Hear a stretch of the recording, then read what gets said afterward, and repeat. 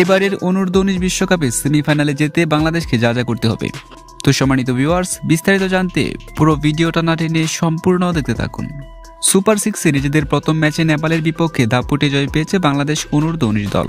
5 উইকেটের জয়ে সেমিফাইনালের স্বপ্ন টিকে থাকলো এখনো। পাকিস্তানের বিপক্ষে শেষ ম্যাচে শুধু জিতলেই হবে না বাংলাদেশি যুবাদের, পেছনে ফেলতে হবে রান রেটেও। ভারতের বিপক্ষে হার দিয়ে যুব বিশ্বকাপের মিশন শুরু করেছিল বাংলাদেশ, যদিও পরের 2 ম্যাচে আয়ারল্যান্ড ও যুক্তরাষ্ট্রকে হারিয়ে সুপার 6-এ জায়গা করে নিয়েছে জুনিয়র টাইগাররা। যুক্তরাষ্ট্র বাদ পড়ায় সুপার 6-এ বাংলাদেশের পয়েন্ট যোগ হয় মাত্র 2। তাতে করে সেমিফাইনালের সমীকরণটা বেশ কঠিন হয়ে দাঁড়ায় তাদের জন্য। এদিকে বাংলাদেশের সঙ্গে সেমিফাইনালের দৌড়ে থাকা ভারত ও পাকিস্তান বেশ এগিয়ে। 8 পয়েন্ট নিয়ে ভারতের সেমিফাইনাল খেলা প্রায় নিশ্চিত। এই গ্রুপ থেকে বাকি এক দল হতে পারে বাংলাদেশ নয়তো পাকিস্তান। শেষ ম্যাচে একে অপরের বিপক্ষে খেলতে নামবে তারা। 6 পয়েন্ট নিয়ে বর্তমানে 2-এ আছে পাকিস্তান, এদিকে 3-এ থাকা বাংলাদেশের পয়েন্ট 4।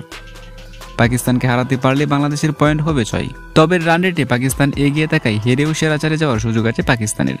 তাদেরকে টপকে সেমিফাইনালে যেতে হলে মেলাতে হবে কঠিন সমীকরণ, কারণ পাকিস্তানের নেট রান রেট +1.064 আর বাংলাদেশের +0.348। ফলে বাংলাদেশের জয়ের জন্য চ্যালেঞ্জটা হবে নেট রান রেট পাকিস্তানকে টেকা দেওয়া। সেটি করতে হলে আগে ব্যাটিং করে 250 কিংবা তার চেয়ে কম রান করে বাংলাদেশকে জিততে হবে অন্তত 50 রানে। এদিকে পাকিস্তান আগে ব্যাটিং করলে 38 থেকে 40 ওভারের মধ্যে বাংলাদেশকে জিততে হবে। তাহলে পাকিস্তানকে নেট রান রেটে পিছনে পেলে সেমিফাইনাল খেলতে পারবে জুনিয়র টাইগাররা।